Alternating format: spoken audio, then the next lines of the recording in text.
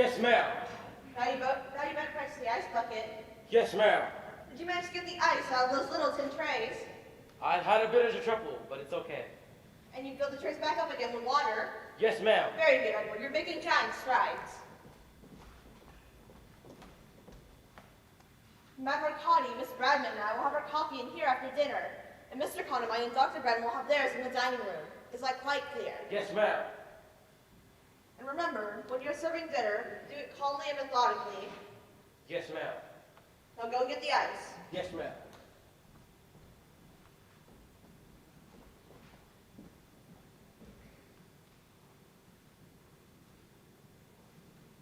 No signs of the advancing hordes. Not yet. No ice.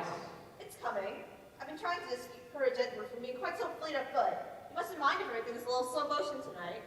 Do you suppose you induce Agnes to go off and get married The then? reason was becoming increasingly obvious, dear. Yes, but these days nobody thinks of that sort of thing. She could have popped into the cottage hospital, had it, and popped it out again. Her social life would have been seriously undermined. Dry martini, I think, don't you? Yes, darling. I said Madame Arcati will want something sweeter.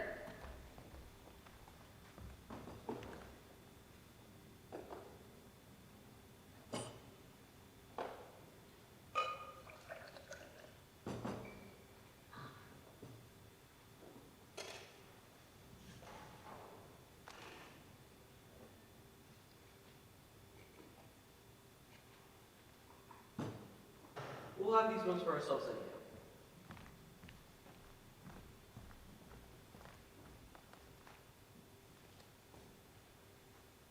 Lovely. Dry as a bone.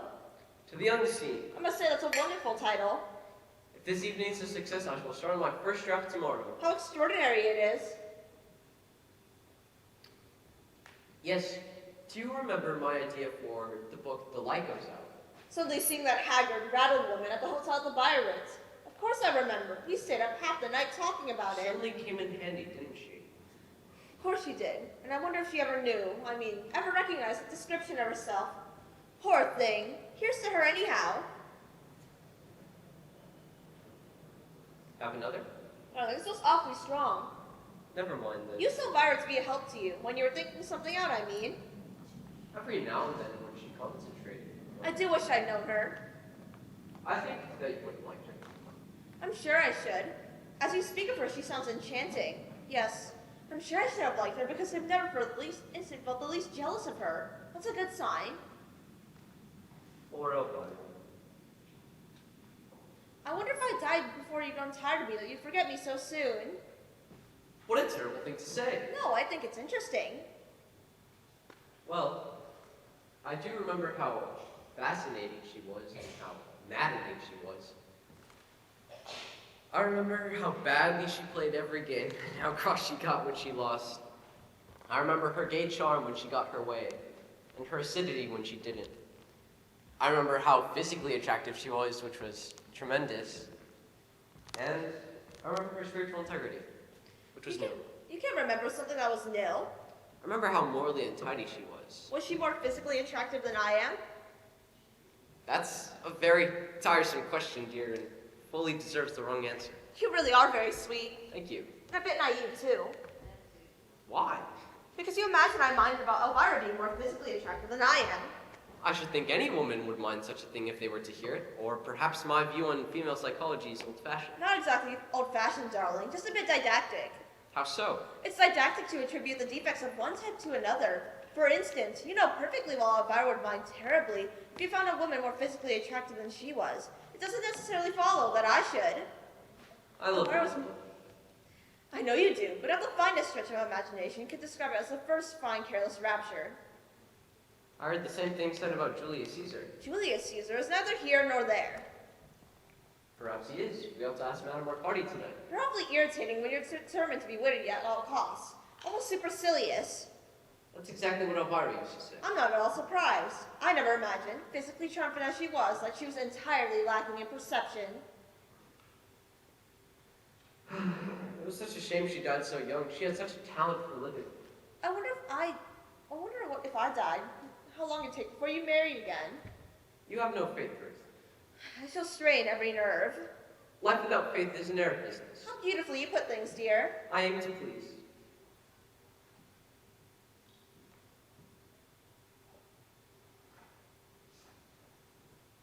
But luckily, with your help, I've risen above local fate. Admirable. But if tragedy should darken our lives, I still say, with prophetic foreboding, poor Ruth. That must be the Bradman. It might be Madame Arcati. No, she ought to come on her bicycle. She goes everywhere with that thing. It really is very spirited of the old girl.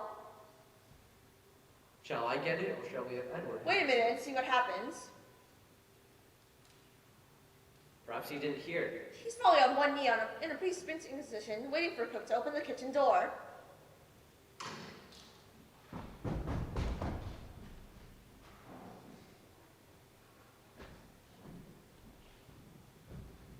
Doctor and Mrs. Brad. We're not late, are we? Only got back from the hospital half an hour ago. Of course not. Madame Arcati isn't even here yet. They must have been hurried past coming down the hill. I said I thought it was. Then she won't be long. I'm so glad you were able to come. We were looking forward to it. I'm really quite excited. I made sure Violet will be good tonight. Made her promise. There wasn't any need. I'm absolutely thrilled. I've only seen Madame Arcati 2 or 3 times in the village. I mean, I've never seen her do anything at all peculiar, if you know what I mean. Would you like a drink? By all means.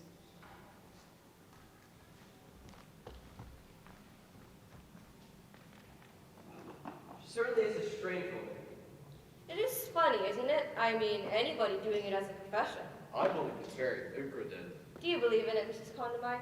Do you think there's anything really genuine about it at all? I'm afraid not, but I do think it's interesting how easily people allow themselves to be deceived. But she must believe in it herself, mustn't she? Or is the whole business a fake? Thank you. Could you also get my cigarette box? Yes, sir.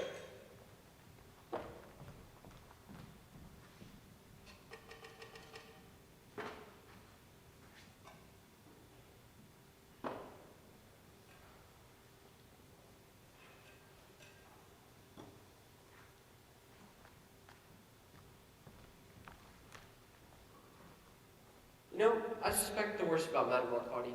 I think she's a real professional charlatan. What exactly are you hoping to get from her? Jargon, principally. A couple of tricks of the trade. I was her fresh on memory. I've been to a seance in years. So it's not entirely new to you? No. When I was a boy, an auntie of mine would come over to our house and pretend that she was a medium. It was rather strange, and my mother was rather fascinated by it. Was she convinced?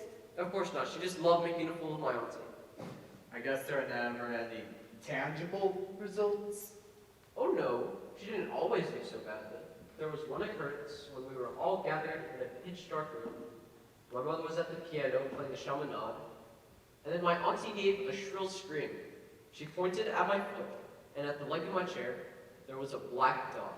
But how extraordinary. Of course it was just a stray, but I must say, I tipped my hat off to auntie that night. It was rather amazing that she manifested it, and even mother was fascinated. What happened to it? It lived with us for years. I sincerely hope Madame Arcati won't produce any livestock. We have so very little room in the house. Do you think she tells fortunes? I do love having my fortune told. I expect so. I was once told at the pier at Southsea I was surrounded by lilies and a golden 7. It worried me for days. We must all believe implicitly.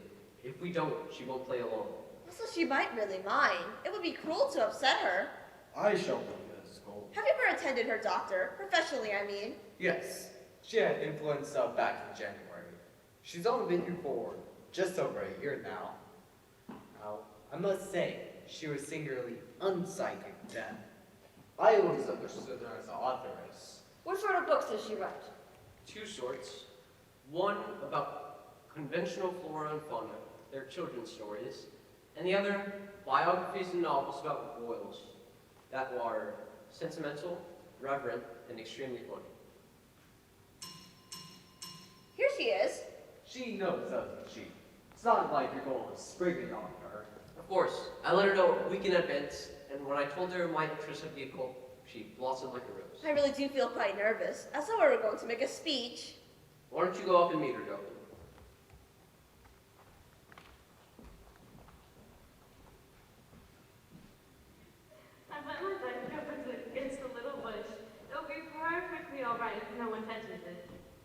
Madame Arcati. I'm afraid I'm rather late. I had a sudden presentiment that I was going to have a puncture, so I went back to fetch my pump. And then, of course, I didn't even have a puncture at all. Would you like a drink, Madame Arcati? If it is a dry martini, yes. If it is a concoction, no. Experience has found to be very, very a concoction. It's a dry martini. Oh, how delicious. Oh, Dr. Bradman, the man with gentleman. I'm honored to see you doing so well. Come, Meet my wife. oh, we're friends. We meet coming out of the shops. Oh, it was wonderful cycling through the woods this evening. I was deafened by bird songs. It has been lovely all day. The evening's the time, mark my words. Would you find it tiring bicycling everyone? On the contrary, it stimulates me. I was getting far too sedentary in London in our horrid little flat with a dim light. The lights had to be dim, you know. The clients expected it. I must say, I find bicycling very exhausting. Steady rhythm, that's what counts. Once you get the knack of it, you need never look back. On you get and away you go. What the hell's Madame Arcati pushing up those awful hills? Just snack again, down with your head and up with your heart. Then you're over the top and skimming down the other side, like a dragonfly. Oh, I must say, that was the best dry martini I've had in years. Would you like another? Certainly. Writing anything nowadays, Madame Arcati? Every morning, like regular clockwork, 7 to 1. Is it a novel or a memoir? It is a children's story. I have to finish by October to catch the Christmas sales. It's mostly about very smart animals, and a hero who's a mouse beetle. I had to give up on my memoir about the Princess of Pagliatani because she died in April. I spoke with her a few days ago, and she implored me to go on with it, but I really hadn't the heart. You talked to her about it the other day? Yes, through my control. She sounded very irritable. It is funny to think people in the spirit world being irritable, isn't it? I mean, one can hardly imagine it, can one? Well, we can't guarantee that the spirit world is more exasperated than this one. Oh, Mr. Condamine, how can you? I expect it's dreadfully ignorant of me not to know, but who was Princess Pagliatani? She was originally a Jewess from Odessa, of quite remarkable beauty. It was an accepted fact that people used to stand on their seats at railway stations just to watch her wits fly. How did she become Princess Pagliatani? Well, that was years later, when she married Mr. Clark of the consular service and settled down for a while. And she was a keen traveler, was she? Yes, she traveled in her younger days. Later on, when Mr. Clark had passed over, he left her penniless with 2 strapping girls. How unpleasant. So there was nothing for it but to obey the beckoning finger of adventure to take to the road again. So off she went, bag and baggage, off to Vladivostok. What an extraordinary place to go. Not at all. She had cousins there. Later on, she met old Pagliatani. He was returning from a secret mission in Japan. He was immediately staggered by her beauty, and shortly after married her. From then on, her life became very interesting. I should have hardly ever described it as goals before. What happened to the girls? She never saw nor spoke to them in 23 years. How extraordinary. Not at all. She was always very erratic, emotionally.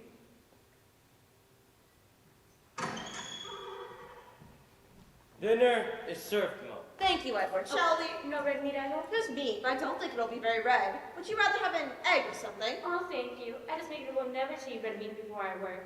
It sometimes has an odd effect. What sort of effect? Oh, nothing of the least importance. If it isn't too red, it won't matter much. Anyhow, we'll risk it.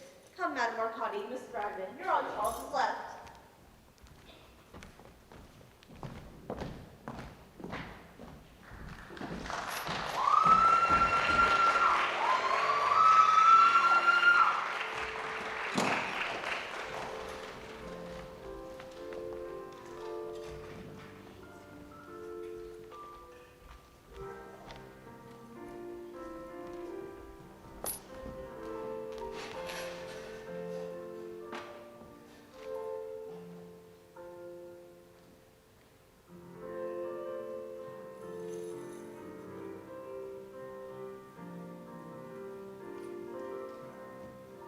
So then her mother went right back to Borja's, which I think accounted for a lot one way or another. She was always given to the most destructive and violent tempers. Very inbred, you know? Yes, he must have been. My control was quite scared the other day when we were talking. I could hear it in her voice. After all, she is only a child. Do you always have a child to control? Yes, they're genuinely the best. Some mediums prefer Indians, but I found them to be most unreliable. In what way unreliable? Well, for one, they're frightfully lazy, and when they're faced with any sort of difficulty, they're rather apt to go off into their tribal language, which genuinely spoils everything and wastes a great deal of time. No, children are undoubtedly more satisfactory than others, especially when they get to know you and understand your ways. Daphne has worked with me for years. And she still goes on being a child. I mean, she hasn't shown signs of growing any older. Her time works utterly different than ours. Do you feel funny when you go off into a trance? In what way funny? This rabbit didn't be funny in its comic implication. I think she meant odd or strange. It was an unfortunate choice. I'm sure I'm very sorry. Oh, it doesn't matter in the least, my dear. How did you discover you have these extraordinary powers? I was quite tiny. My mother was a medium before me, you know, so I had every opportunity on starting on the ground floor, as you might say. I had my first trance when I was 4, and my first ectoplasmic manifestation when I was 5 and a half. And what an exciting day it was. I shall never forget it. Of course, the manifestation itself was quite small and of very short duration, but for a child of my tender years, it was most gratifying. Your mother must have been so pleased. She was. Can you foretell the future? Certainly not. I disapprove of foretelling most strongly. Oh, really? Why? Too much guesswork and make yourself with it. Even when the gift is genuine, and it only occasionally is, you can't count on it. Why not? Time again, time is the reef upon all our mystic ships are wrecked. You mean because it has never yet been proved that the past, the present, and the future are not one and the same thing? I long ago came to the conclusion that nothing has ever definitely been proven about anything. How wise.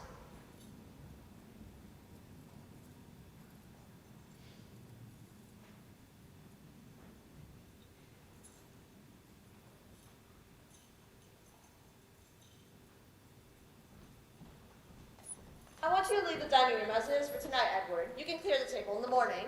Yes, ma'am. And we don't want to be disturbed for the next hour or so for any reason whatsoever. Is that clear? Yes, ma'am. And if anyone should telephone, just say that we are out and take a message. Unless it's an urgent call for George. Unless it's an urgent call from Dr. Bradman. Yes, ma'am. There isn't likely to be one, is there? No, I don't think so. Well, it wouldn't matter much because once I'm off in a trance, it wouldn't really matter. But an interruption in the preliminary stages could be most disastrous. I wish the men would hurry up. I'm terribly excited. Oh, please don't. It makes things much, much more difficult.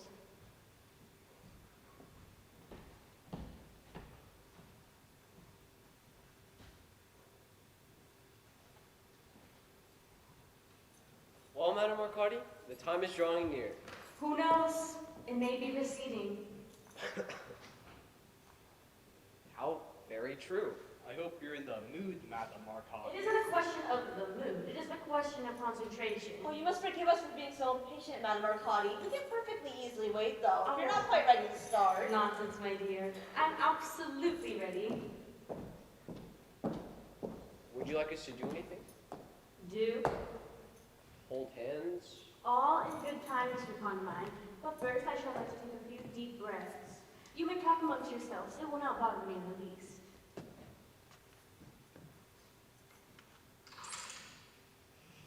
Oh! I congratulate you, darling. Dinner was delicious. Oh, the moose wasn't quite right. It looked hysterical, but it was delicious. The cuckoo is angry. I beg your pardon. I said the cuckoo is angry. How can you tell? Timbre, no mood. There is mist rising from the marshes. Oh, there's no need for me to display my bicycle lamp, is there?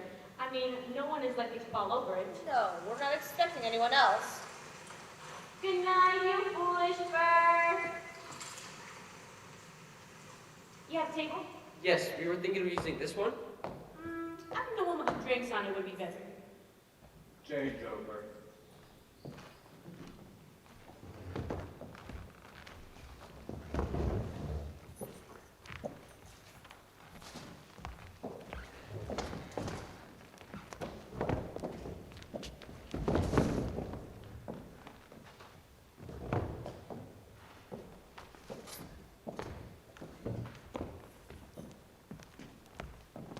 This is the part I always hate. Are you nervous? Yes, when I was a girl, I used to get sick. How fortunate that you corralled a bit. Children are always much more prone to being sick than adults are, though, aren't they? I know I could never travel and train with any degree of safety until I was 14.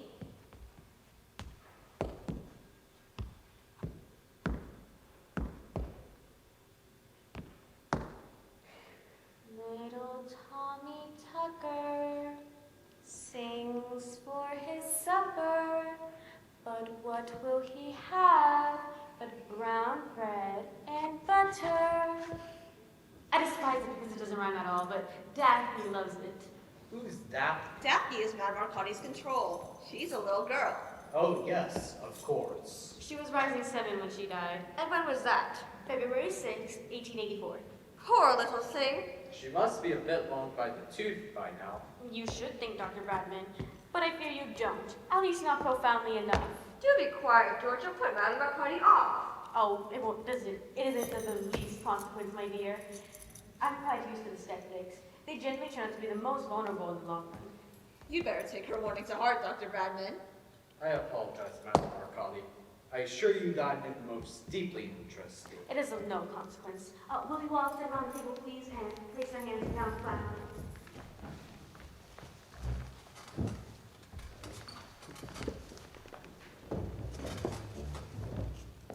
Fingers should be touching. That's right. I presume the gramophone, Mr. Conrad? Yes, it's an electric one. Would you like me to turn it on? Oh, no, thank you. I can manage. Now, let me see. Brahms, oh, please me no.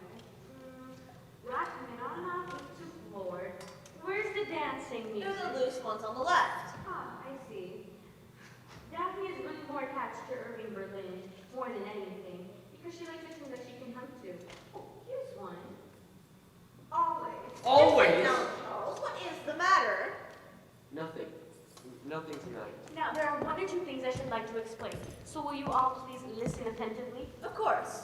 Presently, when the music begins, I shall draw up that there in your school and place myself between you and your wife, Mr. Conrad, and lay my hand on top. I must ask you not to move, to address me, or to do anything in the least bit distracting. Do I make myself quite clear? Perfectly. What exactly might happen during the seance? Oh, my dear, one can never tell. We can have a run-of-an-minute or with the poltergeist, which wouldn't be very good. What do poltergeists do? Well, they can reach winds up to hurricane velocities, and with an emanation, they throw things. You sure it wouldn't be a good idea to take the more breakable ornaments off the mantelpiece before we start? Oh, no. I have my own way of dealing with these elementals. But now, are you ready to empty your minds? You mean we're trying to think of nothing? Absolutely nothing. Concentrate on a small space or a nondescript color. I'll do my damnedest. Good work. Now, I shall now start the music.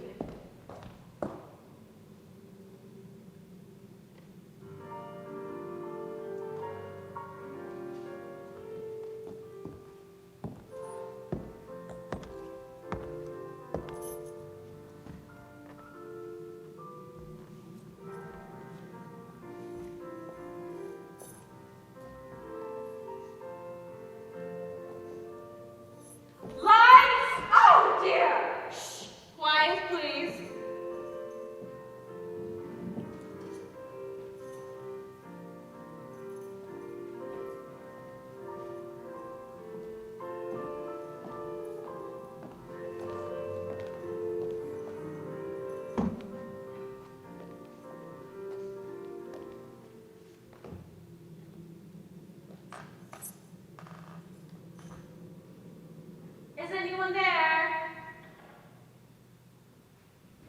Is anyone there? 1 rep for yes and 2 rep for no. Now then, is anyone there? Oh! Is that you, Daphne? Is your head cold better, dear? Are you doing anything to help it? Well, the creature's rather fretful. Now, Daphne, is there anyone over there wishes to speak to anybody over here? Oh, I see. Ow, Daphne, that hurts. Daphne, that's not... Daphne, be a good dear.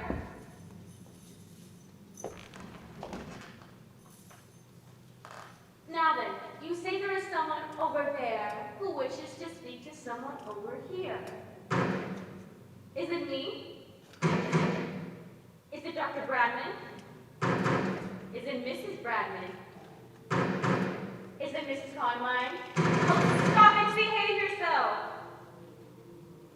Is it Mr. Conline? There's someone who wishes to speak to you, Mr. Conline. Don't leave a message. Why don't you just ask enough people to Charles, how can you be so idiotic? You'll spoil Or everything. sit out. Do you know anyone who has passed over recently? I did have a president in civil service, but I don't know why he'd want to communicate with me after all these years. Are you Mr. Condomize's cousin from the civil service? I'll break you on the way. Can't you think of anyone else? Rack your brain.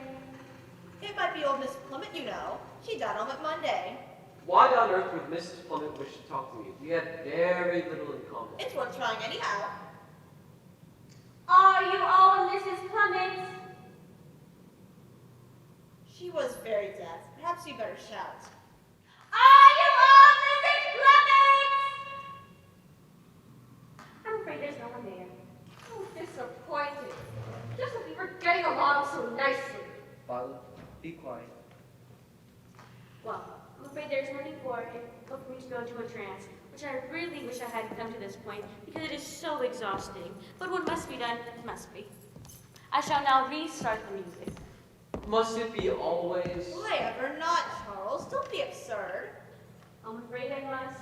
It would be imprudent to change horses midstream. Have it your way.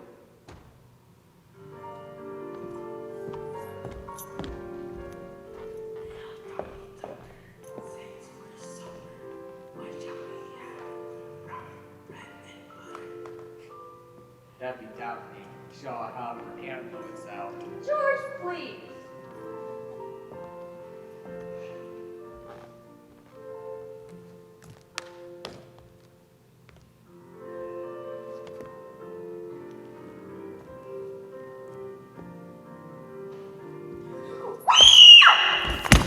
Dear God! Keep still, Charles.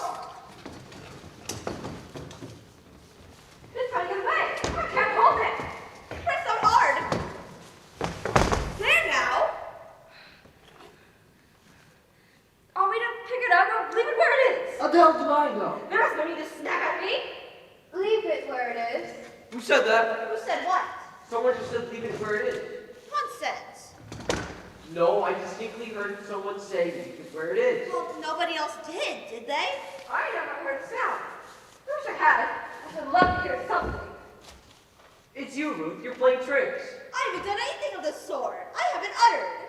Good evening, Charles. Who are you? Elvira, of course. Don't be silly. That's it.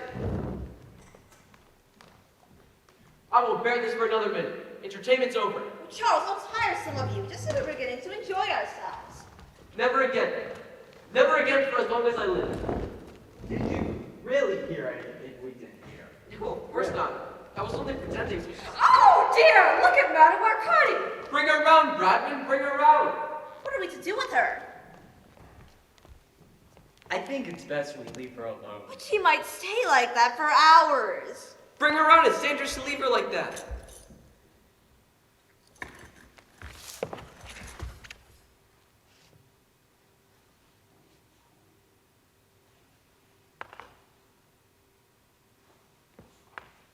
She's out, all right.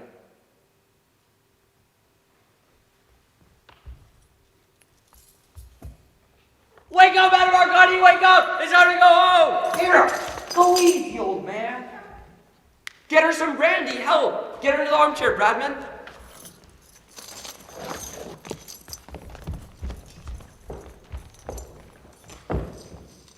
Wake up, Madame Arcati! Wake up! Little Tommy Tucker! Madame Arcati! Here's the brandy. Wake up! careful, Charles. You're spilling it all down her dress. Well, that's that. Are you all right? Oh, certainly. Never better in my life. Would you like some more brandy? So that's the funny taste that was in my mouth. Fancy allowing them to give me brandy, Dr. Bradman. You should know brandy on top of a trance could be most catastrophic. I shan't sleep a wink tonight. I know I shan't. Why on earth not? The whole experience has unhinged me. Well, what happened?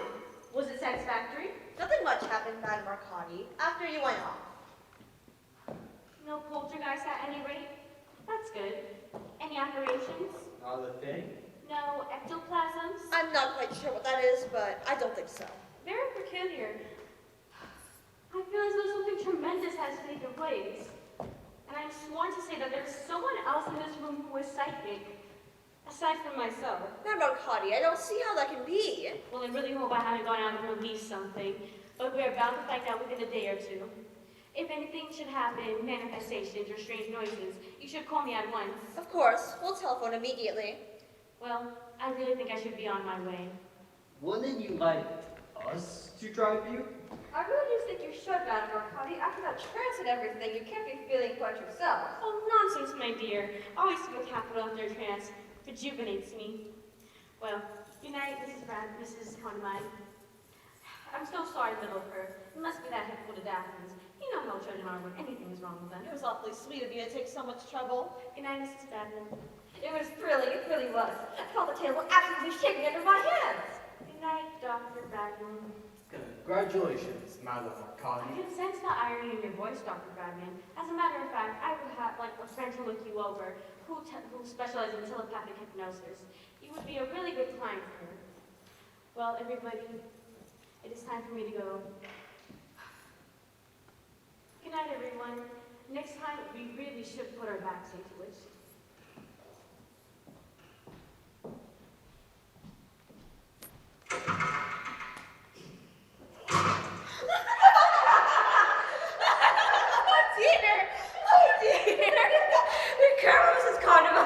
I can't stop it, I really can't.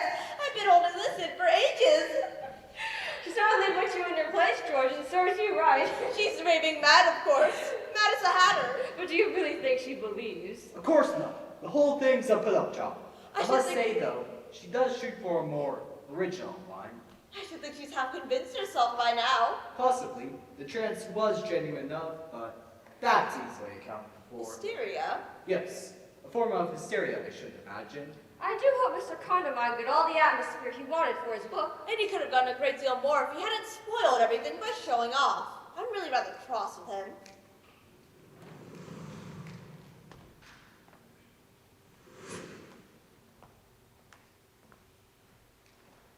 I suddenly felt a draft. There must be a window open.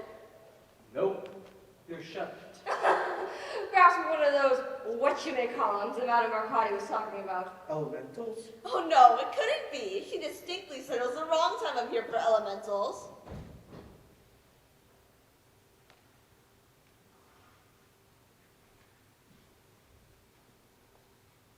Well, the old girl's pedaling off at the hell of a speed.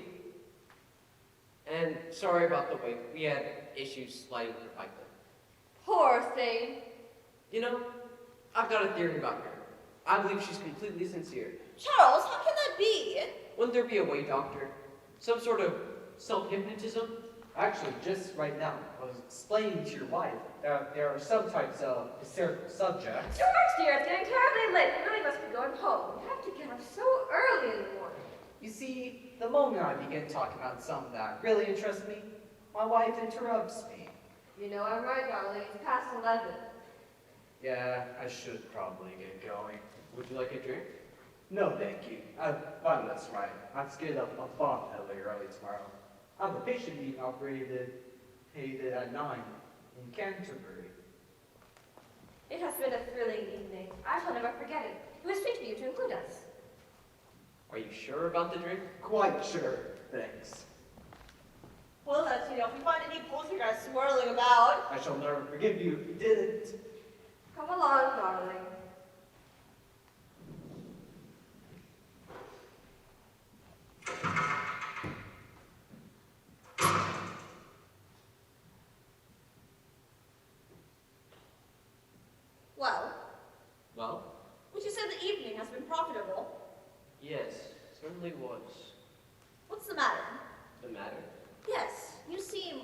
somehow. Do you feel quite well? Yeah, perfectly fine. I shall have myself a drink. And you? No, thank you, dear.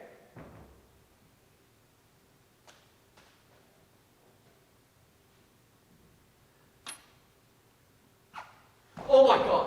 Charles! That was very clumsy, Charles, dear. Elvira! It is you! Of course it is. Are you a ghost? I suppose I must be. It's all very confusing. Charles, darling, what's going on? Do you mean to tell me you can't see her? Can't see what? Elvira! Elvira! Elvira, dear? This is Ruth. Ruth, this is Elvira. Oh, sit down, Charles. But she's right there. You don't see her? Look, why don't you just sit quietly by the fire, and I'll mix you another drink. This is appalling. Relax. How can I relax? I'll never be able to relax another day in my life. Drink some brandy.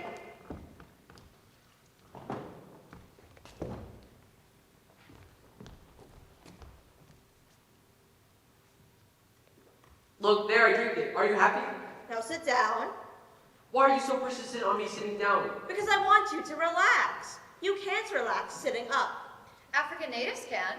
They can stand on one leg for hours. I don't happen to be an African native. You don't happen to be a what? An African native! What's that got to do with it? It doesn't matter, Ruth. Really, it doesn't matter.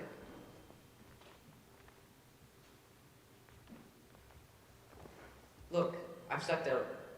Would you like some more brandy? Yes, please. Very unwise. You always had a weak head. I could drink you under the table. There's no need to be aggressive, Charles. I'm doing my best to help you. I'm sorry.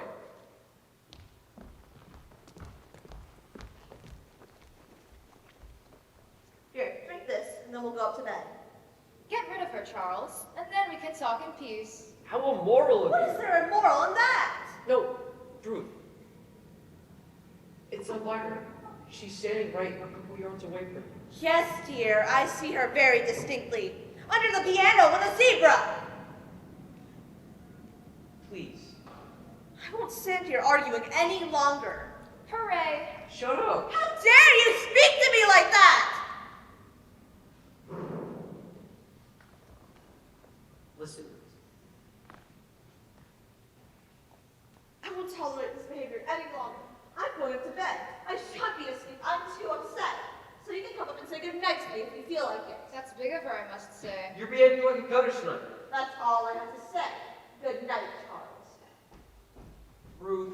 Well, that was one of the most enjoyable half hours I've ever spent. Oh, Elvira, how can you? Poor Ruth. So, how did you get here?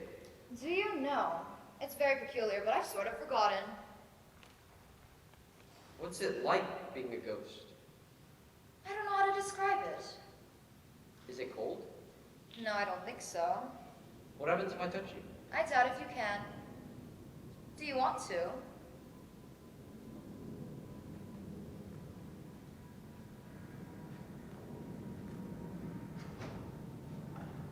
Oh, Elvira. What is it, darling? I must say, it's strange seeing you again. That's better. What's better? Your voice is kinder. Was I ever unkind to you? Often. That has to be an exaggeration. Not at all. You were an absolute beast to me that time we were at Cornwall instead of that awful hotel. You hit me with a billiard cue. Very, very gently. I loved you very much. I shall love the memory of you. You mustn't find me unreasonable, but I really am a little hurt. You called me back, and at a great inconvenience I came. I'm sorry for all that, but I must be dreaming right now, because I feel rather peaceful. That's right. Lay your head back. Like this. Can you feel anything?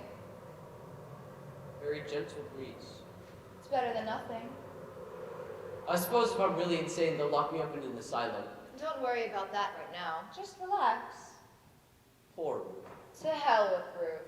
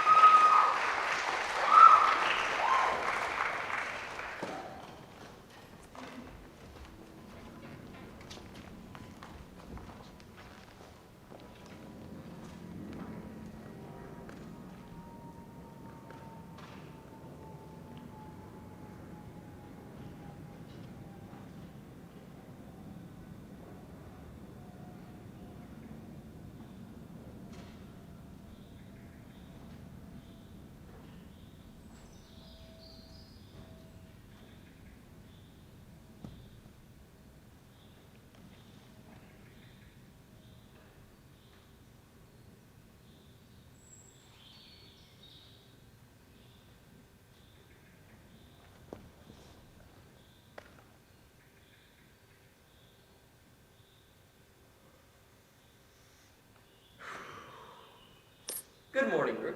Good morning, Charles. It certainly is. What certainly is what? A good morning. There isn't a cloud in the sky. And everything looks newly washed. You better bring up. Everyone's been keeping your breakfast hot. Anything interesting in the Times? Don't be silly, Charles.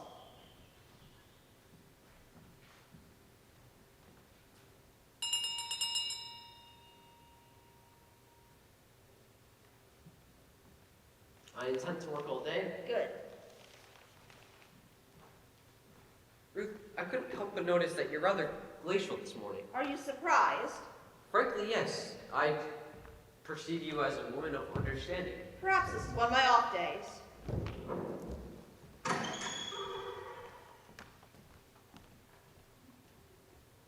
Hello, Edward. Hello, sir. Feeling fit? Why, thank you, sir. House cook? I haven't asked her yet, sir. You should. From now on, you should start off every morning asking everyone how they are. Really oils the wheels. Yes, sir. Now cook, That'll be all for the moment, Edward. Yes, ma'am. and tell cook that I said thank you. Yes, sir. I wish you wouldn't be so facetious with the servants, Charles. It confuses them and undermines their morale. I find that point a little retrogressive. I don't care how you find that point. I have to run the house and you don't. Are you implying that I couldn't? You're at liberty to try. I don't know what I've done that's so wrong. You behaved abominably last night. You wounded me and insulted me. I was the victim of an aberration. Nonsense. You were drunk. Drunk? You had 4 strong dry martinis before dinner, a great deal too much burgundy at dinner, and heaven knows how much port coupled Dr. Bradman wanted to entertain that mad woman. And later on, 2 double brandies. I gave them to you myself. Of course you were drunk. So that's your story, is it? You refused to come down to bed, and finally when I came down at 3 in the morning to see what had happened to you, I found you in an alcoholic coma on the sofa with the fire out and hair all over your face. Ruth, understanding when I say this, something peculiar happened to me last night. Nonsense. It isn't nonsense. It seems like nonsense in the remorseless light of day, but I promise you it's far from nonsense.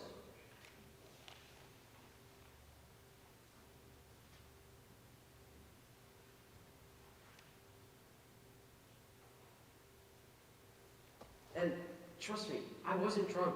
If I had been all that drunk, I should have a dreadful hangover right by now, shouldn't I? I'm not all that sure that you haven't. And I should have a terrible headache. And my tongue should be coated. Look at that. I'm not the least desirous to look at your tongue. Kindly put it back in again. I'd just like to let you know that whatever happened last night had nothing to do with alcohol. Then how do you account for it? It's because you're frightened. Frightened? Rubbish. What is there to be frightened of? You wouldn't have minded all that much if I had been drunk. But because Elvira's in the mix, that's why you're so upset. I seem to remember telling you last night before dinner that your views on female psychology were didactic. I was right. I should have added that they were puerile. I swear to you, last night I saw Elvira at the seance. She was right here. Well, you could, but nobody else did. I did. Well, you couldn't have. Oh, yes, I could have. I know you don't believe me, but trust me, there's something fundamentally wrong with me. There, I agree with you. This night showed up in the most unpleasant light. That was extremely disturbing. I know it's disturbing, but we still must discuss it. I would really rather not. Women! My God, what I think about women! Your views on women are academic, to say the least of it. Just because you've always been dominated by them doesn't necessarily mean you know anything about them. I've never been dominated by anyone. You were hagrid by your mother until you were 23, and you've gone to the clutches of that awful Miss whatever her name was. Llewellyn. I'm not interested. Then there was Elvira. Elvira was never controlling. She was elusive. That was one of her greatest charms. Then there was Therese. My affair with Therese exactly lasted 7.5 weeks, and she cried all the time. The tyranny of tears. Then there was... If you wish to take an inventory of my sex life, I suggest that you let me consult my diary, and if you really want to, I'll give you the full list after lunch. It's no use trying to impress me with your amorous exploits. Ruth, I don't want to argue, all right? I'm just going to let you know that I'm feeling better. Good. You're not seeing or hearing anything in the least unusual? Not a thing. You've absolutely ruined that border by the sundial. It looks like a mixed salad. Oh my god! What's the matter now? She's here again! What do you mean? Who's here again? Elvira! Pull yourself together, Charles, and don't be absurd! It's all those nasturtiums. They're so vulgar. I like nasturtiums. You like what? They're all right in moderation, but in a mass like that, they look beastly. Please, Ruth, you must help me. What do you mean about nasturtiums? Never mind that. She's here again, please. You've been having a nice scene, haven't you? I could hear you right down the garden. Mind your own business. If you behaving like a lunatic isn't my business, nothing is. I expect it was about me, wasn't it? I know I ought to feel sorry, but I'm not. I'm delighted. How can you be so inconsiderate? Inconsiderate! I like that, I must say! Please, Ruth, you must trust me. Elvira, help me. How? Make her see you or something. I'm afraid I couldn't do that. It's technically the most difficult business. Frightfully complicated, you know. It takes years of study. Please. Darling, I would with pleasure, but I can't think how. I can. Ruth, all I request is that you please just sit down. Fine, if you insist. Elvira, you will do as I say. I don't see why I should. You've been quite insufferable to me ever since I materialized. I know you will, just to please me. Fine, just this once. Not that I approve of all this masculine and devant carryings on. Now, Ruth, I need you to watch very carefully. Now, Elvira, to the mantelpiece and back.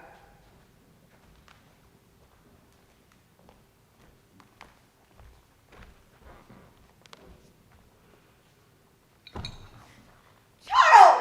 How dare you! You must be ashamed of yourself! What did I do? This is a trick!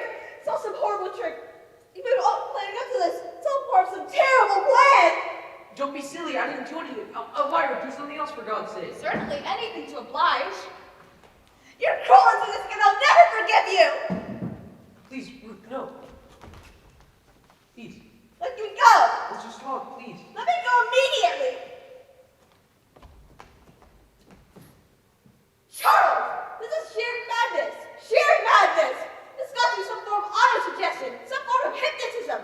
Swear to me it's only that! Hypnotism, my foot.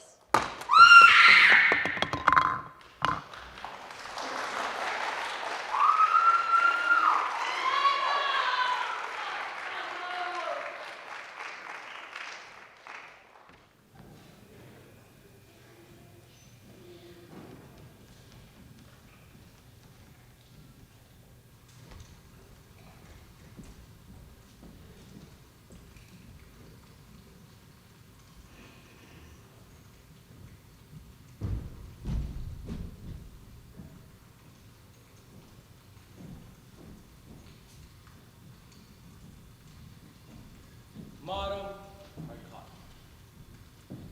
Miss Conline, I came as quickly as possible. I got your message. Thank you, that was very kind of you.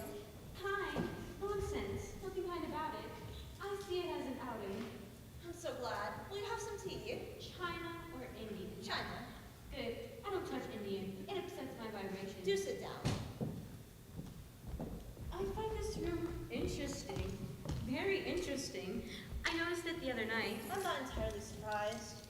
Have you ever been to Cowdan Manor? I'm afraid not. That's interesting too. Strikes you like a blow right between the eyes when you enter a drawing room. 2 lumps of sugar, please, and no milk at all. I am profoundly disturbed, Madame Arcati, and I need your help. Ah, I thought as much. What's in those sandwiches? Cucumber. Couldn't be better. Fire away. It's most awfully difficult to explain. Facts very often. Facts first, explanations after. It's the facts that are most difficult to explain. They're just so fantastic. Facts very often are. Take creative talent, for instance. How do you account for that?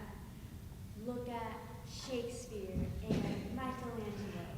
Try to explain Mozart's snatching sounds out of the air and putting them down on paper. Facts. Plain facts. I know it's fashion nowadays to ascribe it all to a grin, but my reply to that, fiddle-dee-dee. I'm sure you're quite right. There are more things dreamt in heaven and earth than are dreamt in our philosophies, Mrs. Conline. There certainly are. Well, out with it. Take the plunge out. I know you've been hearing strange noises in the night. Boards creaking, doors slamming, subdued moaning in the night. Is that all? No, I'm afraid it isn't. I'm all attention. I know it sounds idiotic, but during the seance, something happened. Oh, I knew it! It's probably a poltergeist. They're enormously cunning, you know, and they can hide out over days. You know how my husband was married before? Yes, I've heard it mentioned. His first wife, Elvira, died comparatively young. Where? Here, in this house, in this very room. I'm starting to see the daylight. She was convalescing after pneumonia when she suddenly started laughing helplessly at one of the BBC musical programs and died of a heart attack. Oh, capital, this is splendid! Oh, please sit down, Madame Arcati. Oh, this is a triumph, my dear, nothing more nor less than a triumph. How can anyone stand in a moment like this? Nevertheless, I must insist upon you sitting down and showing your natural exuberance. Oh, you must forgive me, Mrs. Conline. I have been so abominably selfish. How could I help? How? By getting her out of my house as soon as possible. Oh, I'm afraid that's easier said than done. But I always understood there was a way of getting rid of ghosts. You mean the old bell and book method? I suppose so, yes. A poppycock, Mrs. Conline. That method was used largely in the old days, but it was only due to religious belief. I believe it's what caused great concern to the spiritual world. Has it indeed? Yes. Years ago, you could have sent a poltergeist scampering for cover with just a drop of holy water, but it is not the case anymore. Forgive this formality, but I will have to make a report to the psychical research people. I will be much obliged. There are no names mentioned. This report will be confidential. This is a small town, you know. God possible be most undesirable.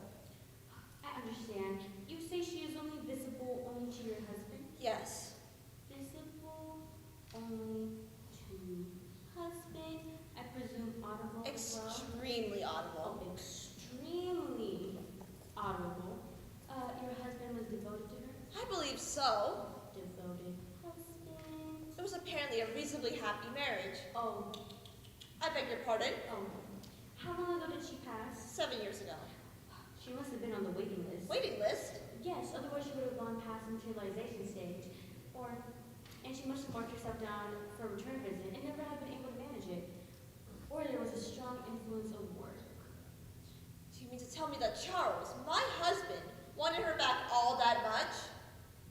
Possibly. Or it could have been her own humanization. That sounds much more Would likely. you say she's a woman of strong character? I really don't know Madame Arcati. I never met her, nor am I interested in knowing how or why she got here. Well, I'm solely concerned with the question of how to get rid of her again as soon as possible. Well, I fully sympathize with you, Mrs. Conline. I will make sure to do everything in my power to help.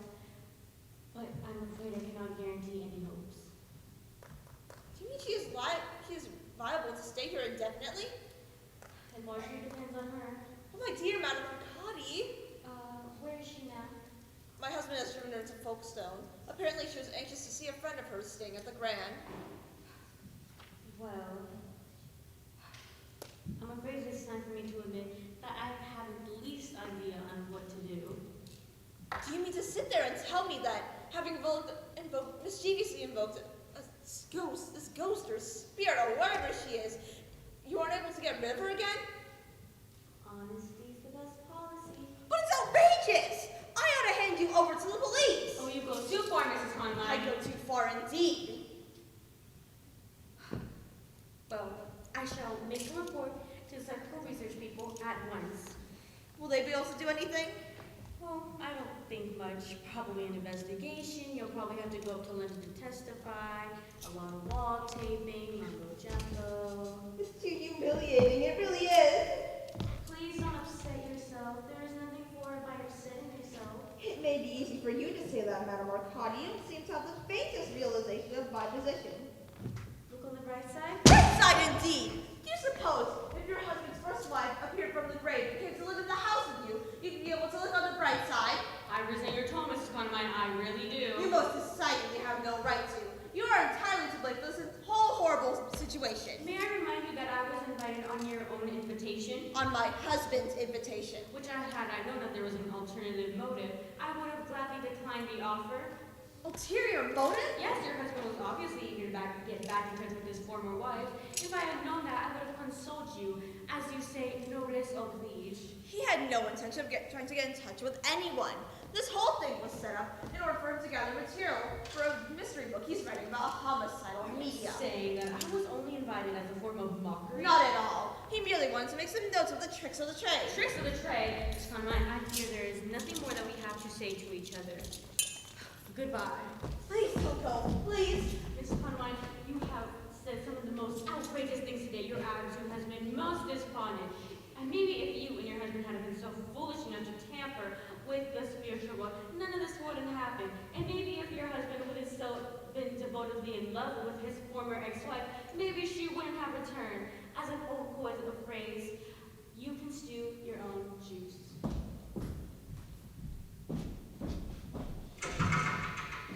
Damn! Damn! Damn! Why did I just see Madame Arcati? She came to tea. Did you ask her to? Of course I did. You didn't tell me you were going to do that. You never told me that Elvira was coming to stay with us in the house. It was your subconscious. Why did you invite her to tea? To get me exercised, of course. Is that true, Ruth? Is what true? What Elvira just said? You know perfectly well I can't hear what Elvira says. Is it true that you wanted to get Elvira exercise? We discussed the possibilities. There's a snake in the grass for you. You have no right to do that without consulting me. I have absolutely every right. This situation is entirely impossible, and you know it. Ruth, I just think that you're being too mean to Elvira. I think all three of us can have quite a jolly time. I've no wish to have a jolly time with Elvira. Please, understand that our experience is kind of interesting, and I think that we're being too hard on her. Oh, Charles, how can you? I know it might seem like I have lost my mind, but I don't think I have. You know what? I'm starting to enjoy myself. Show yourself. Charles, are you mad? Please, just don't get into another state. Where is Elvira right now? She's in the armchair. Now listen here, Elvira. I shall have to call you Elvira, shan't I? I can't very well go on calling you Miss Condamine all the time. It would sound too silly. I don't see why. What did she say? She said she'd love nothing better. You really are sweet, Charles, darling. I worship you. Now look here, Elvira. I admit I did call Madame Arcati here with a view to getting you exercise, but I think if you were in my position, you'd have done exactly the same thing, wouldn't you? Not so obviously. What'd she say? She just nodded and smiled. Thank you, Elvira. That's generous of you. I would really prefer there to be no misunderstandings between us. That's really sensible, Ruth. I couldn't agree more. Before we go any further, I would like to ask you a frank question. Why'd you come here? I couldn't see how you could have hoped to achieve anything by it beyond the immediate joke. The immediate joke of making Charles into a sort of astral bigamist. I came because the power of Charles's love tugged and tugged and tugged at me. Didn't it, my sweet? What did she say? She said she just wanted to see me again. Well, she's done that now, hasn't she? We can't be inhospitable. I have no wish to be inhospitable. I just wish to know how long you intend to stay, Elvira. I don't know. I really don't know. Isn't that awful? What'd she say? She said she doesn't know. Surely that's a bit inconsiderate. Ruth, please.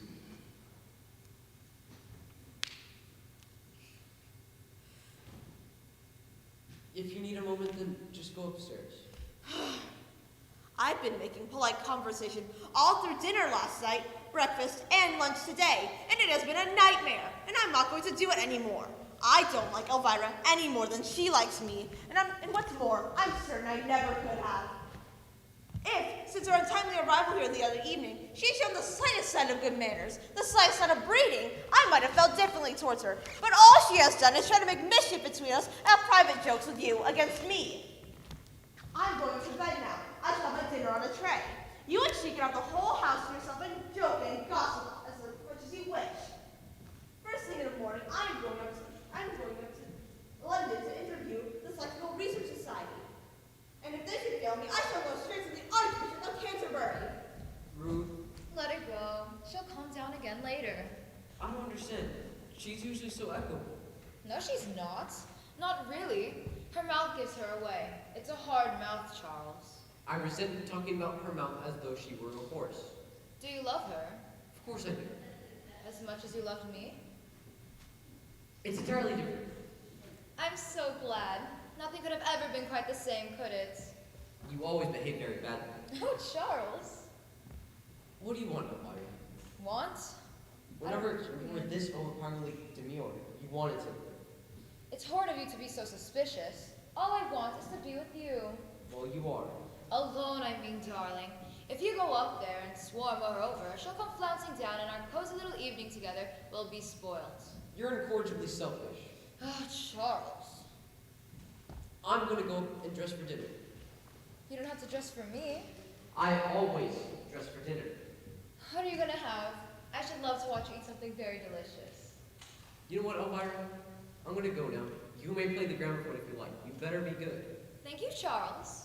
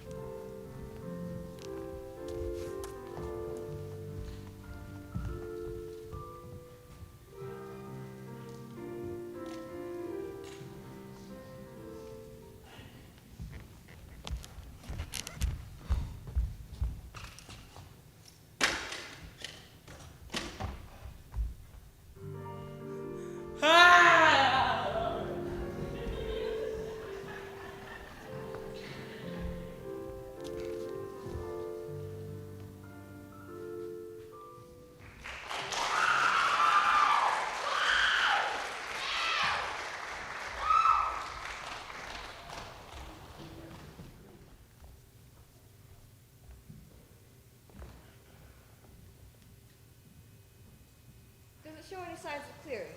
No, it's still cloudy out. I do sympathize with you, really I do. It really has been quite a chapter of accidents, hasn't it? It certainly has. That happens sometimes, you know. Everything seems to go wrong at once. Exactly as though there were some evil forces at work. I remember once when George and I went away for a fortnight's holiday not long after we were married. We were dogs with bad luck from beginning until end. The weather was vile.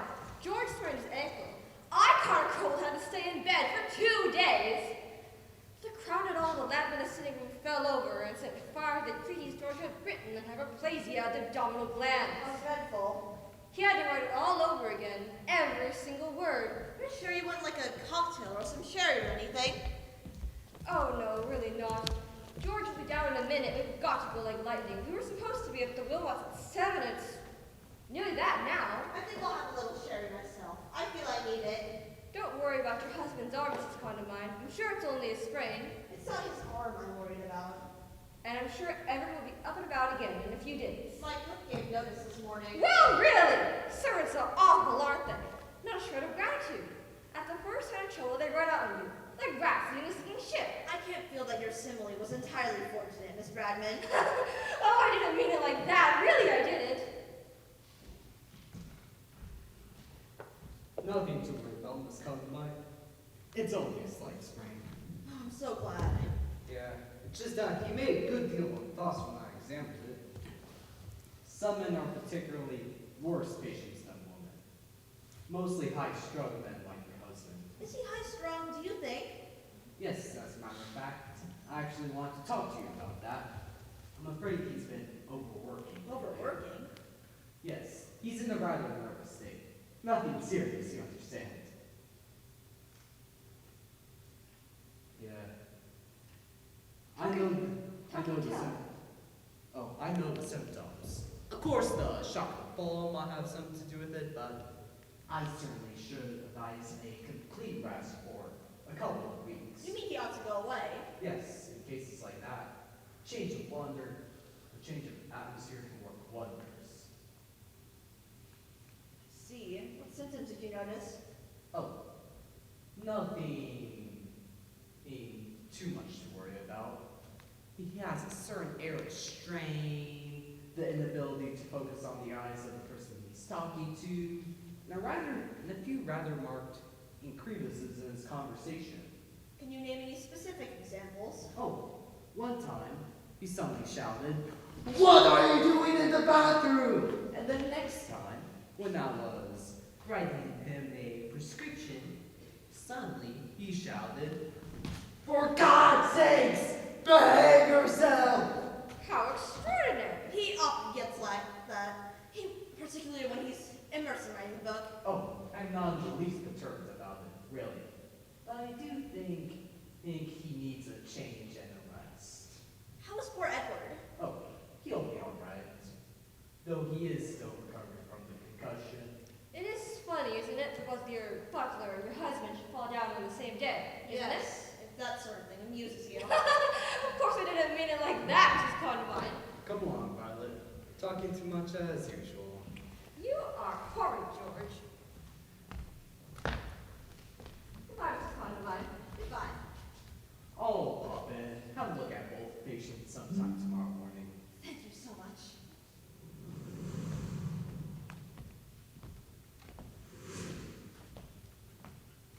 Oh, speaking of the devil, how's the arm? It's alright, but is this sling really necessary? It'll prevent you from using your left arm only when necessary. Well, this is extremely inconvenient. I had plans to drive up to Folkestone. It'd be better if you didn't. Charles, you can easily wait and go tomorrow. I can't stand another one of these dreary evenings at home. And I haven't seen a movie in 7 years. Let me be the first to congratulate you. What was that, old man? Charles, try to be sensible. I implore you. Sorry, I forgot. You can go to Folkestone if you promise to drive slowly and carefully. Your gear shift is on the right. Yes. Okay, then try to shift it to the slowest possible gear. Wait, couldn't you drive him? Oh no, I'm abominably busy, and there's Edward to be attended to. Well, I'll leave you and your servants to fuss about it, but remember, if you do insist on going, carefully does it. The roads are awfully slippery tonight. Will do. Well, we really should be getting on. Goodbye again. Goodbye, Mr. Condamine. Allow me to walk you out. Thank you very much. You could perfectly easily wait and go to the movies tomorrow, Elvira. Stop behaving like a schoolgirl. You're old enough to know better. Who were you talking to just now? Elvira. She's not here anymore. She was a moment ago. She threw a rose at me. What do you want? I want to have a chat with you about Elvira. What about her this time? What I want to talk about is how that she's trying to sabotage both you and Edward. How so? How could the stairs have been covered by a layer of axle grease that could have discovered after Edward had fallen? It's just been misfortune. Misfortune? How can you blame that on misfortune? And how do you suppose, when you were lopping that tree off that branch off the pear tree, that the ladder suddenly broke? Because it had practically been sawn through on both sides. What are you trying to imply, Ruth? I'm trying to say that Elvira is trying to kill you. Kill me? Yes, kill you! No, she couldn't. She wouldn't. She's not that slime low cunning. Perhaps the spirit world has deteriorated her. No, it doesn't make sense. I understand why she'd want to kill you, but why would she want to kill me? Because that would be her final triumph over me. She'd get you all to herself and I'd be left high and dry. She's probably planning some kind of spiritual remarriage. Oh my god. Stop looking like a wounded spaniel and focus. What are we to do? You're not to let her know that we suspect a thing. Do not give yourself away by a flick of an eyelid. Look out! What? It's such nice weather. I find it difficult to think that you and Ruth at this particular moment have nothing better to talk about than the weather. No, of course we weren't just talking about the weather. What else were we talking about, Ruth? I can't stand this anymore, I really can't. We were just discussing the, Folkestone Center and the movie. I was trying to convince Charles to not drive you to Folkestone this evening, but as he seems to be determined to put your wishes over mine and everything, I suppose there's nothing more to say. I'm taking the car to go see the vicar. I am sure to help you both enjoy yourselves. Have you been beastly to her? Of course not. Well, are you ready? For what? To go to Folkestone. Are you sure we can't just go tomorrow? I've been waiting about all evening. Just let me have a sherry first. You are tiresome. Allow me to have a drink. I don't believe you want to take me at all. A few more minutes won't matter, Elvira. Very well. Besides, your car won't be back for another 30 minutes. What do you mean? Ruth's gonna take it. What? What's the matter? You say Ruth's taken the car? Yes, to go and see the vicar. Oh my god, oh my god! What's wrong? You must stop her! Why? Stop her immediately! Go out and stop her! What did you do? Done? I haven't done anything. Elvira, you're lying. What is there to lie about? What have you done? I haven't done anything. You've done something horrible. Don't look at me like that, Charles. I haven't. I swear I haven't. The car! No, Charles, no. What did you do to it? I didn't do anything. Stop lying.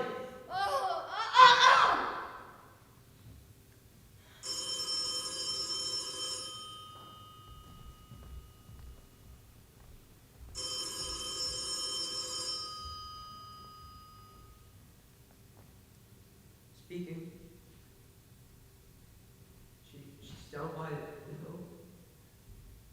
No, I'll go. I'll be right there.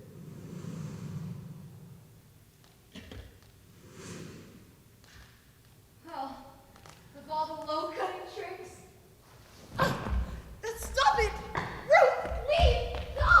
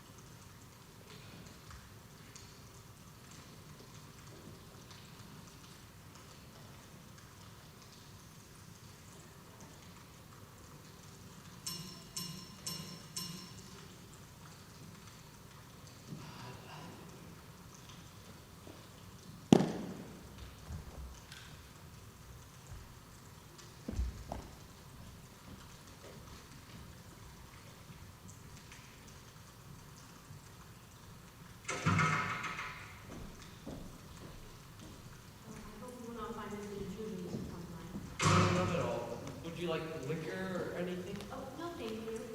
I had to come, Mr. Conline. Yes. It was my duty. I know it strongly. It was.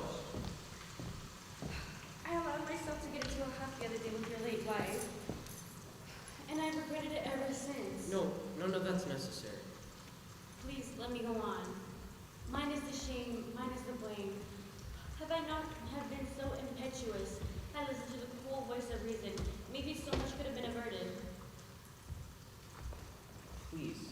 Whatever you told my wife, it was complete honesty. I threw the sponge in the moment I needed to put down the gauntlet. I've reproached myself ever since. Please, don't reproach yourself. I've been reading a few books in these last dreadful days. You're alone? Yes, my first wife is in the other room. She's quite exhausted from the funeral. You say there's no difference in texture between your first wife since the accident. Well, it was just a little theory I had. In the 19th centuries, it was a popular belief that humans who had watched ghosts disintegrate. Hang on. How do you know Elvira had something to do with Ruth's death? Elvira. Such a pretty name. Elvira. You didn't answer my question. It came to me in a blinding flash last night. I was finishing up some Ovaltine and suddenly I started up out of bed. Great Scott, I said, I've got it. Then at 2 in the morning, I put 2 and 2 together, and then I went to work on my crystal ball, but it was of no satisfaction. Could you please get to the point? I may have found a theory. I copied it out of Mr. Emsworth's Books of Byways. What the hell is that? Pluck up your heart, Mr. Conway, not all is lost. You say that you wish to dematerialize your first wife. Yes. This could be the answer. What is it? It's just a little verse, really, and it's easily just requires a minor transfer me in concentration from you. I may be able to do the trance without lying down. Honestly, I'd rather... Charles? Oh, what is she doing here? She came to give her condolences. They should have been congratulations. How distasteful of you to say that. Is your wife in the room? Yes.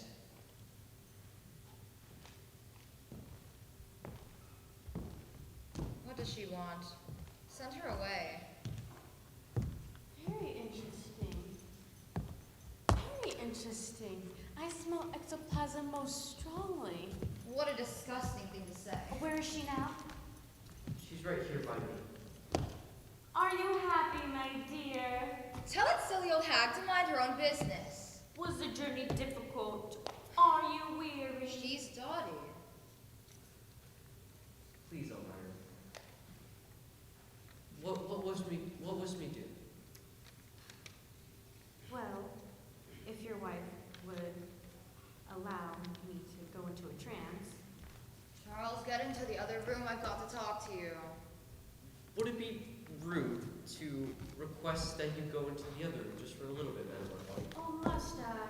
It was so lovely actually being in a room with her. Just for a little while. I'll call you immediately. Very well. Hand me my bag, will you? It's on the coffee table.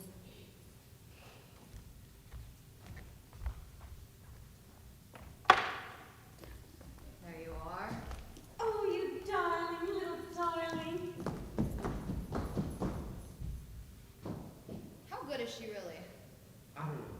Do you really think she could get me back? My dear child. And don't call me your dear child.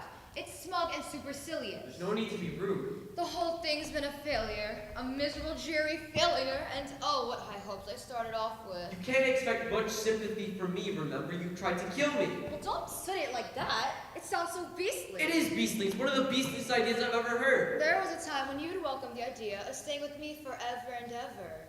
Things have changed now, haven't they? Charles. Besides, you never helped me out with much, anything. What do you mean by that? Of course I did. You were off at parties, indulging yourself, and hanging out with people such as Guy Henderson. So we're back at Guy Henderson now, are we? Yes, we are. You behaved abominably with Guy Henderson. Guy adored me, and anyways, he's very attractive. I suppose you let him kiss you. I'd rather not discuss that. Did you or didn't you? How could I stop him? He was much bigger than I was. And you swore to me. Of course I did. You were always making scenes of nothing at all. And what about that time with Captain Bracegirdle? We went to the moors. There was nothing big. And you told me that you were with your grandma at Exmouth. It was the moors. Why? Why must you do this? What do you think? Why must you behave so scandalously? Because I was an eager young bride, Charles. You took me to a terrible old place for our honeymoon. So, what's the list then? I bet it must be pages long. I'm not as bad as you are. Of all the brazen sophistry! Call that old girl in again! I can't stand this another minute. I want to go home. Elvira. Don't come near me. Just call her in. Stop crying. They're just ghost tears. They don't mean anything, but they're very painful. Madam Arcati. Is it Alice and you? Yes. Where is she now? Right by the piano. Oh, my dear me, Charles, or I shall break something again. Please, Madame Arcati, would it be alright to do the seance as fast as possible? Certainly, but I cannot guarantee anything will happen. We require some salt and pepper, please.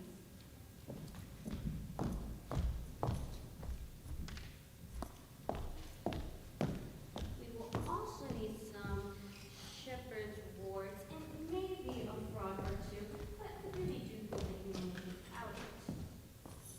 Merlin used to do this type of thing at parties. He'd bore us all stiff with it.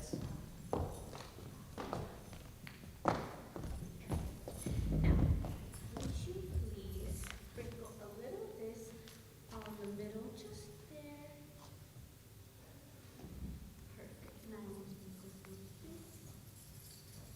This is a complete waste of time. She's a fake. Now, I do need a few snapshots out of that basket.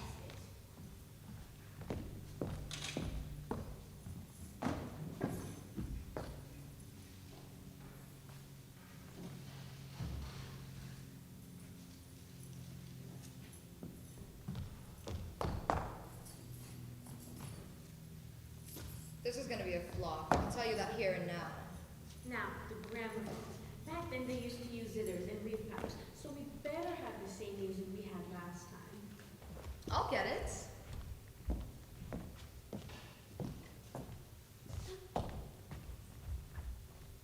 Oh, if Mr. Emsworth were to see this, he would lose it. He really would.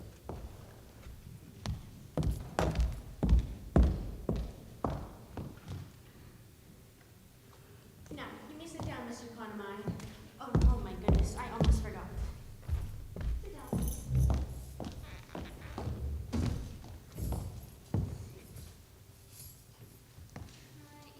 Triangle. And half a circle and middle dot. Now, you may place your hands, just don't put it in the pepper, please. Now, may you please ask your wife to lay down on the sofa, please? Elvira? This entire thing is silly. Don't mind me if I get the giggles.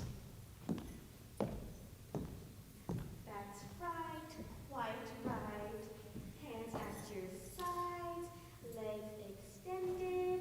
Now, a few deep breaths. In, out. In, and out. Is she comfortable? Are you comfortable? No. She's quite comfortable.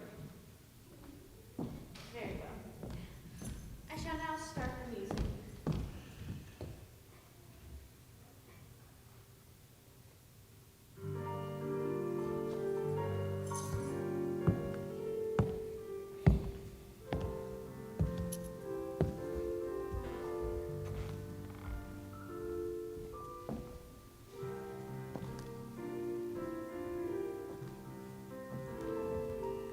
Lights!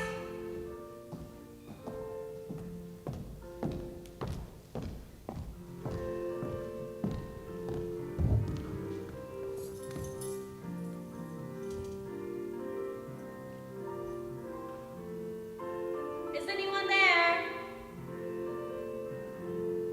Is anyone there? 1 rep for yes and 2 rep for no. Now then, is anyone there? Is that you, Daphne? Oh, I'm sorry to bother you, but Mrs. Conamine would like to go home. Now, Daphne, did you hear what I said? Can you help us? Trying to get away. Dear God, Madame Arcati! Ow, ow, ow. Ow, ow, ow. She's in one of her damn trances again, and I'm here as much as I ever was. Ow, ow. Wake up. What happened? You fell over. Well, did anything happen? No. Is she still here? Yes. Oh, how disappointing. I'm in agreement. Would you help me with things? If I ever do get back, I shall straight strangle that Daphne. Well, I'm so curious for what had happened. I could have sworn something tremendous had taken place. I felt it almost shiver through me.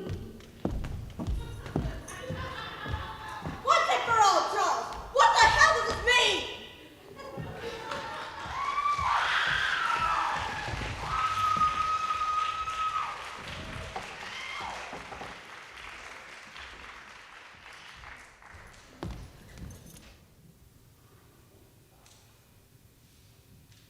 Well, we've done all we can.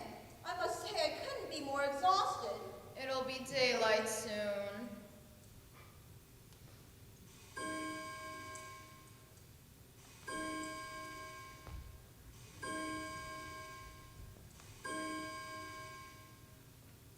That clock's always irritated me. It strikes far too slowly. It was a gift from Uncle Walter. Who's Uncle Walter? Elvira's. Well, all I can say is that you could have chosen something a bit more decorative. If that really were all you could say, I'm sure it would be a great comfort to us all. Be as rude as you like, Elvira. I don't mind a bit. In fact, I should be extremely surprised if you weren't. Why? The reply to that is really too obvious. Could you please just stop fighting for 1 minute? This is most definitely got to be one of the most frustrating nights I've ever spent. The reply to that's pretty obvious, too. Now look here, Elvira. If you and I have got to live together indefinitely in this house, and it looks unpleasantly likely, we have got to come to some sort of an arrangement. What sort of an arrangement? No one said anything about definitely. With you then. We don't have to be with you. No, you don't have to stick around with me. You can go out and rent a cottage or anything. But you called us back. I did no such thing. Madame Arcati said you did. Madame Arcati's a muddling old fool. I could have told you that from the start. Really, Charles, you're behaving most shabbily.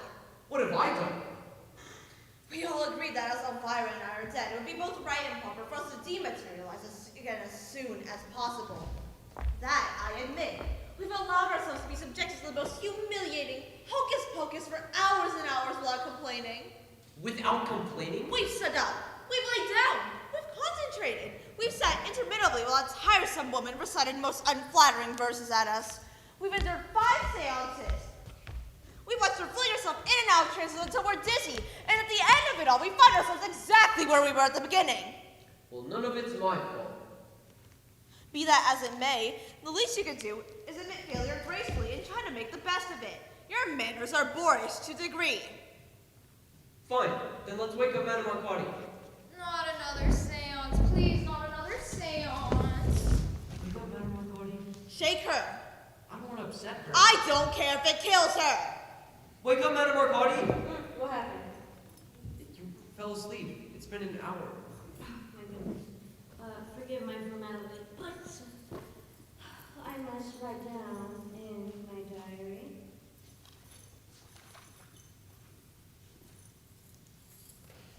Now, are the girls still here? Yes. Oh, how disappointing. Well, chin up. That's my motto. I heard that schoolgirl's phraseology is going to drive me mad. Now, what do you say, Mr. Conline, that we go into another trance? For God's sake, not another seance. It's our only option. Do you mind if I have another one of these things? By all means. Would you like to serve yourself a drink? Yes. You better make it a double to really enjoy yourself. One day I intend to tell Madame Arcati exactly what I think of her. Now, Mr. Conline, I did want to have a discussion about the girls.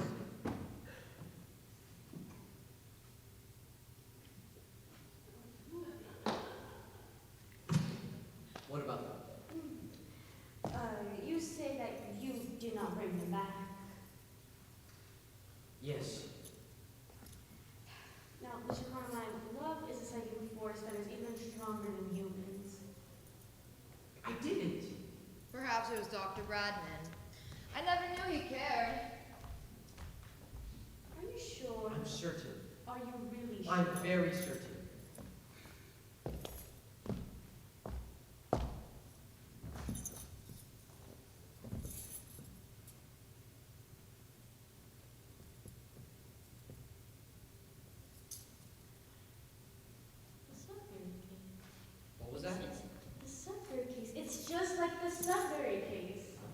Sudbury. Oh, you wouldn't know, Mr. Carmine, that this is before your time, but it was the case that made me famous. I had to dematerialize old lady Sudbury, who was entranced in a chapel for over 17 years. Brilliant. What did you do? It was a chance, a fluke, a pure coincidence. Can you at least try to remember what happened? All in good time. Quick, hand me my crystal.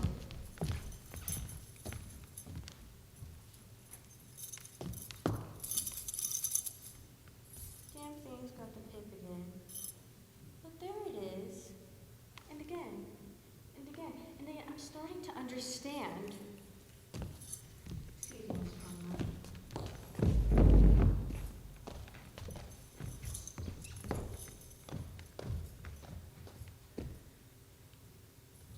Whether in thou room or in closet, answer me. Whether above the pantel or below the stairs, answer me. Whether you are asleep or awake, answer me. Do those ones. Now that'll do it. Or I'm the judgment.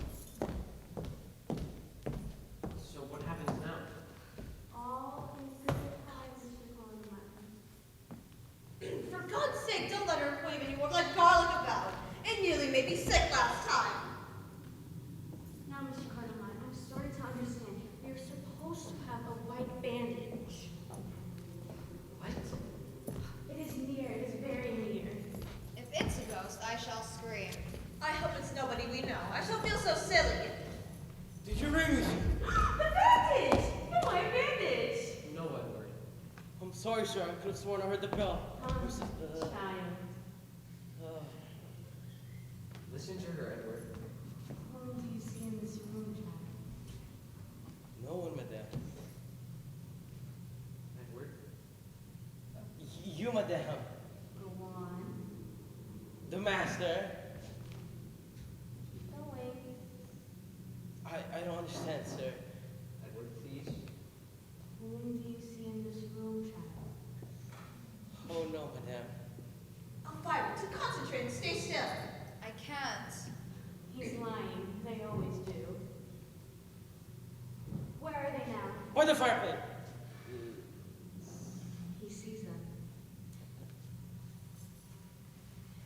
Wouldn't you like a sandwich? I don't want a sandwich. I want to go back to bed. No. A big, healthy boy like you saying no to a delicious sandwich? Never heard of such a thing. Really? There you go, Edward. Go on.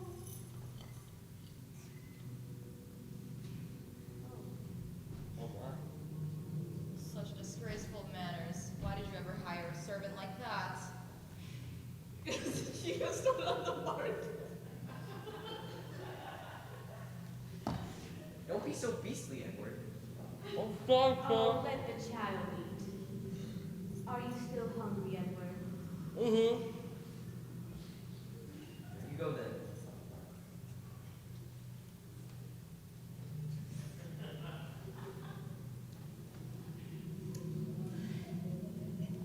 Edward, look at me.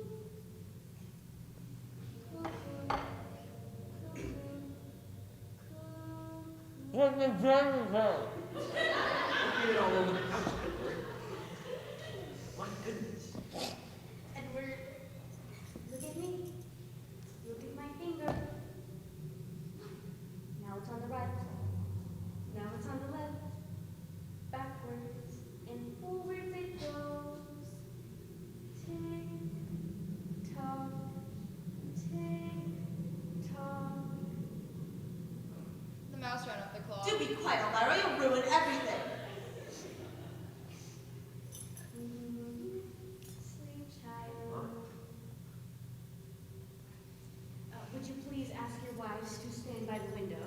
Elvira? Ruth? I resent being ordered about like this. I don't like this. I don't like this at all. I feel peculiar. Are you sorry for having been so mischievous, Edward? Mm-hmm. You know what you have to do now, don't you, Edward? Yes, madame. I think this is going to work, whatever this is.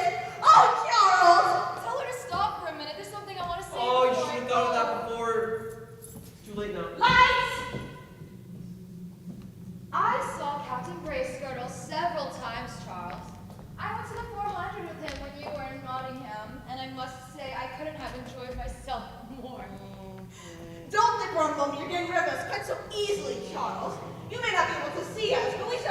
are right. I consider that you behaved atrociously throughout the entire miserable business. And I should like to say here and now. Hurrah! Splendid! They've gone! I shall have to turn on the lights. That is enough singing now, Edward. They're gone. I'm free. Wake up, child. It's all right, Evelyn. It's all right. I'll add more to your paycheck. Just go off to bed then.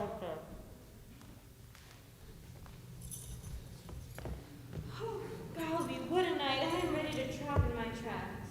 Would you like to stay the night? Oh, no, thank you. To each their own nest.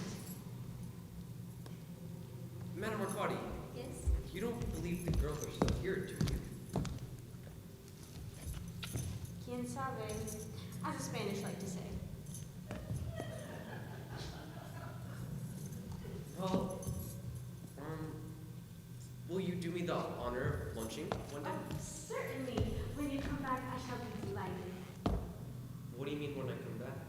Take my advice, Mr. Conmine, and go away immediately. This house is full of memories, both grave and gay at every corner. Unhappy corners. Just pack your things and go away immediately. But Madame Arcati, Just go away immediately.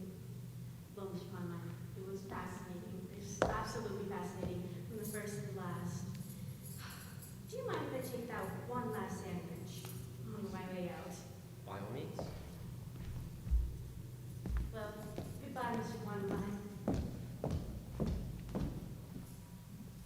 And good hunting to you.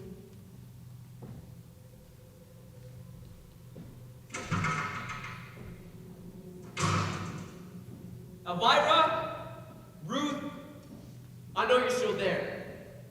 I'm just going to inform you that there's no need to stay around any longer. I'm going away. Far, far away. To South America or something. In spite of what Elvira said, I'm certain spirits cannot travel over water. Ruth, in one of your more acid moments, you claim that I've been Hagrid my whole life. And how right you were. But I'm free now. Finally free. Of Mother, Elvira, Mrs. Winthrop Llewellyn, and especially you. And I'm going to enjoy myself immensely. Aha! Elvira! You were so silly to think that I didn't know about Captain Bracegirdle. Well, I did. But what you didn't know is that I was attached to Paula Westlake at the time. I was always more faithful to you, Ruth. But it was never going to last any much longer. You were becoming increasingly domineering. And what's more off-putting than that?